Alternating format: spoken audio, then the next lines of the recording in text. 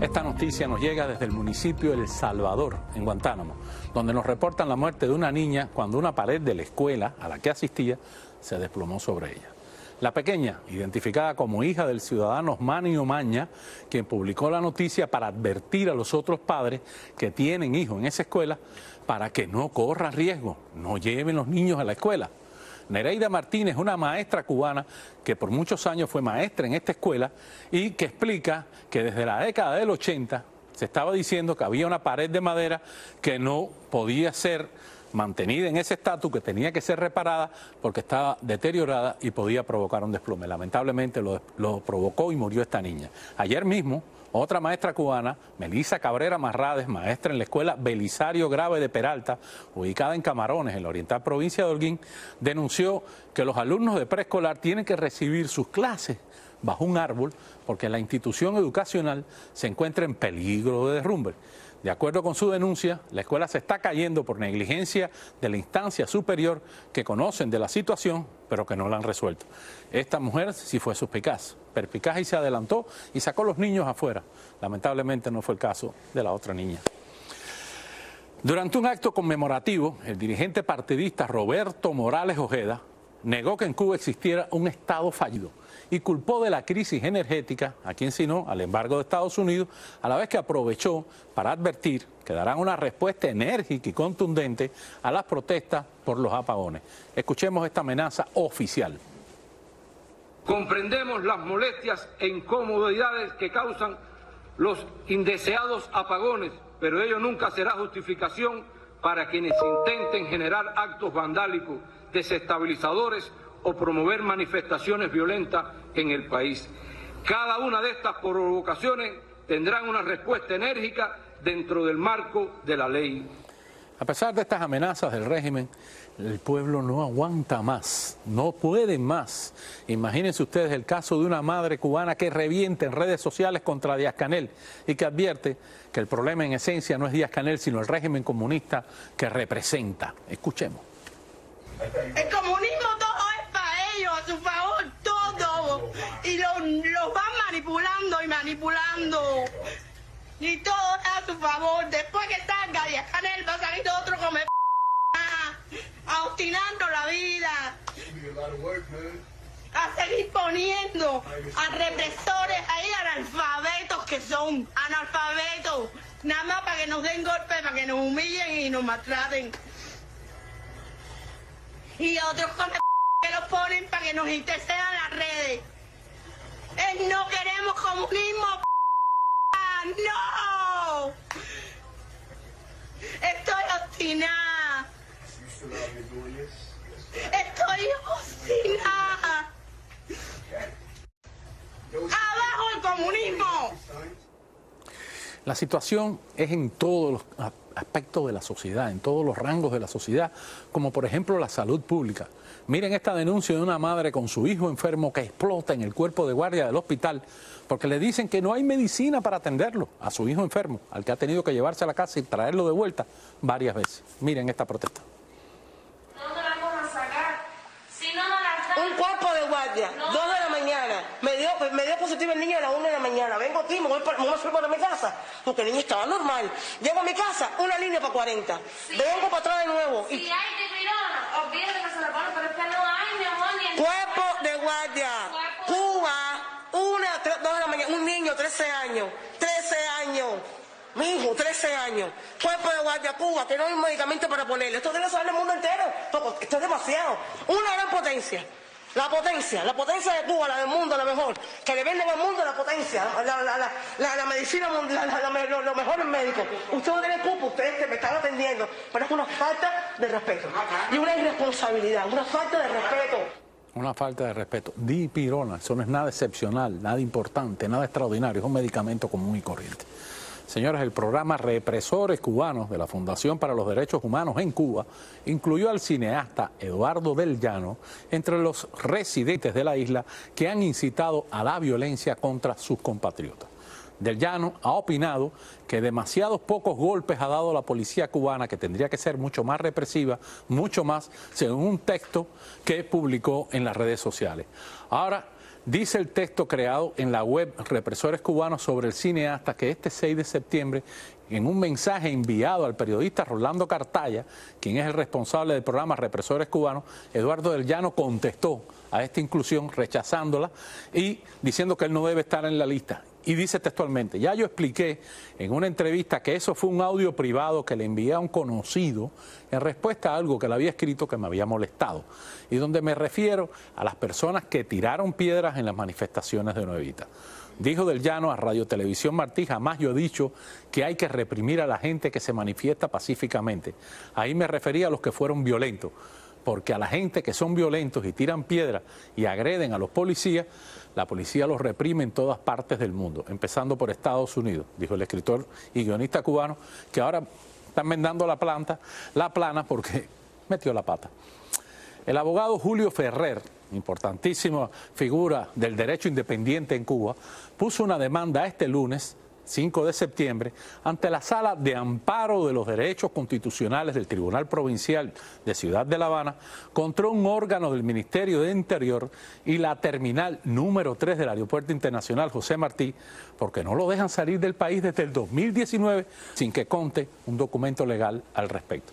Y precisamente hacemos contacto con el abogado Julio Ferrer, con quien ha presentado estas demandas y de quien guardo muy gratos recuerdos de cuando yo era abogado en Cuba y usted era presidente de la Sala de Apelaciones, muy digno presidente. Gracias por estar con nosotros, Julio. Bien, gracias a usted por la invitación. Cuéntanos de la demanda que has presentado a esta Sala de lo Constitucional nueva que se ha creado en Cuba y que tú estás usando esa misma herramienta que crearon ellos para demostrar que te están violando tus derechos constitucionales. Ya, bueno, primeramente dar las gracias por la oportunidad de dar a conocer cuál es mi propósito y cómo se desenvuelve la judicatura acá en Cuba. Primeramente, esta sala, la ley de la número 153 del proceso de amparo de los derechos constitucionales, que entró en vigor el 15 de julio a través de la Gaceta Ordinaria número 74, establece todo el procedimiento para la reclamación en la vía judicial ante la vulneración de un derecho constitucional por una autoridad, un organismo, una entidad estatal. Lo primero, esta sala físicamente, Sala de Amparo de los Derechos Constitucionales, no existe aún en el Tribunal Provincial. No se sabe quiénes son los jueces que la van a integrar, aunque la ley da la forma de integración de esta sala, no se sabe quiénes son los funcionarios. Por esa razón, el lunes 5, cuando fui a presentar esta demanda, tuve que dirigirme a la Secretaría de Gobierno del Tribunal Provincial, y ahí en un libro, no sé si es el libro de erradicación o presentación de escrito de esa sala, porque no hay información al respecto, y me recibieron esta demanda. Hoy yo pasé por allí nuevamente para saber en qué estado se encontraba la demanda, porque la propia ley 153 de amparo a los derechos constitucionales dice que esto es un proceso sumamente expedito en que la vía judicial debe actuar con inmediatez, porque se trata de la violación de un derecho fundamental, un derecho humano, un derecho reconocido, Julio, en la Constitución. Entonces no tenemos número de erradicación en este momento. ¿Tú no tienes número de erradicación de la demanda? No hay número de erradicación, y hoy al pasar por allí me informó la secretaria llamada Keila de la Secretaría de Gobierno de que estaban en términos del estudio de la demanda para decidir sobre su admisión. Yo la presenté. No tiene ni número de erradicación. Pero no hay posibilidad de cancelación ab initio, te la tiene que recibir de primera instancia. Por supuesto, pero aquí se ha hecho una práctica judicial que, para no entrar al fondo del asunto, a no decidir, por X razón, te declaran inadmisible la demanda. Lo mismo que ocurrió con esta misma pretensión que yo tuve a raíz de los hechos en el 2019, inicio del 2020, ante la Sala Segunda de lo Civil y de lo Administrativo de ese Tribunal Provincial, que dijeron, que era inadmisible porque no se trataba de un proceso administrativo, a pesar de que existía ya la instrucción 245 del Tribunal, del Consejo de Gobierno del Tribunal Supremo, un tanto vializando la aplicación directa de los preceptos constitucionales, que eso aquí es cuento, en ese sentido, aplicación directa de los preceptos constitucionales. Entonces, o sea, es inconcebible. ¿Qué consiste el estudio? Lo que me estás diciendo es inconcebible. Por supuesto, entonces. Lo que está anunciado en la Gaceta Oficial no existe, o sea, no hay una sala que esté sesionando como sala de los derechos constitucionales. No hay una sala allí en la que tú y que radique, usted tiene aquí su radicación, el tribunal, la ley no establece un término, además que yo pienso que debe ser inmediato, se trata de una vulneración y la propia de un derecho constitucional, un derecho fundamental, y además la propia ley dice que es un proceso que tiene prioridad y que es expedito, inmediato. Entonces, yo les dije, yo voy a pasar el viernes a ver si ustedes han terminado, los jueces que no sé. Y lo vamos a estar atentos, vamos a esperar al viernes. Vamos a darle seguimiento, vamos a ver qué pasa el viernes, Julio.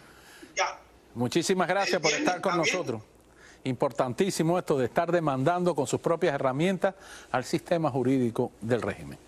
Señores, desde Baracoa, el activista cubano Joel Acosta denunció a través de un video que la falsa potencia médica no quiere atender a su hijo de 7 años que tiene una enfermedad delicada por la que requiere una operación. El activista cubano manifestó que en la mal llamada potencia médica no hay medicinas ni insumos para realizar una operación, como se lo dijeron en el hospital de Baracoa.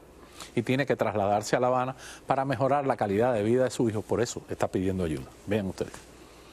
Tengo un buen amigo médico que me dijo que si lograba trasladar a mi hijo hacia La Habana, hacia la capital, él me lo operaba. Este amigo es médico y aparte de que es médico es cirujano y me dijo que tenía la posibilidad de hacerlo, que simplemente yo tenía que llegar hasta allá y que al yo llegar él me haría todo y el niño saldría operado de allí. La petición que hago hoy en día, hermano, es para que toda aquella persona, tanto dentro como fuera del país, a todas mis amistades que puedan apoyarme, que puedan ayudarme, hermano, a todos ustedes se lo pido de corazón, porque yo no cuento con esa economía para poder realizar este viaje.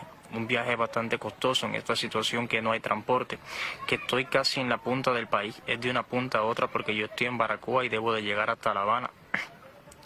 Esto me ha desesperado, tanto a mí como a mi esposa, y no he visto otra opción que pedir ayuda porque lo necesito, hermano, pedir ayuda porque necesito poder operar a mi hijo, necesito que mi hijo se cure, hermano, necesito saber que mi hijo no va a correr ningún tipo de riesgo y que mi hijo va a poder tener una familia igual que la he tenido yo.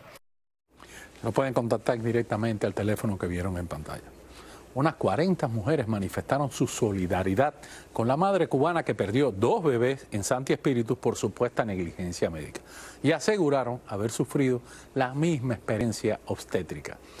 La madre, quien tuvo que regresar a casa operada y sin su bebita, ya había perdido a un niño en similares circunstancias 20 meses atrás, en el mismo hospital, Camilo Cienfuegos, de la capital espirituana. Ay, mi vida, le pone alguien, te acompaño en tus sentimientos. Ya va a ser 2 años que pasé por lo mismo en el González Coro, hospital que se encuentra en El Vedado, en La Habana, por no autorizar la cesárea a tiempo y no darse cuenta en ningún ultrasonido que traía un macrofeto. Perdí a mi niño, cuenta el usuario. Yo también, el 7 de enero del 2014, perdí mi bebé, porque el médico me dijo que mi parto demoraba y se fue a ver un juego de pelota de Santiago contra Matanza, comentó una testimoniante santiaguera, mientras a otra mujer contó que le practicaron un aborto por error de diagnóstico. O sea, que parece que es algo muy común la mala práctica en estos hospitales. Hacemos una primera pausa y al regresar estaremos cubriendo las celebraciones en la Ermita de la Caridad por las vísperas del día más importante para los religiosos cubanos, la fecha de Cachita, la Virgen de la Caridad del Cobre, la patrona de Cuba. Y en México, la policía a duras penas consigue salvar a 4 cubanos que estaban a punto de ser linchados por el pueblo porque supuestamente eran unos brujos y estaban afectando los matrimonios de la zona. Ya le contamos por qué.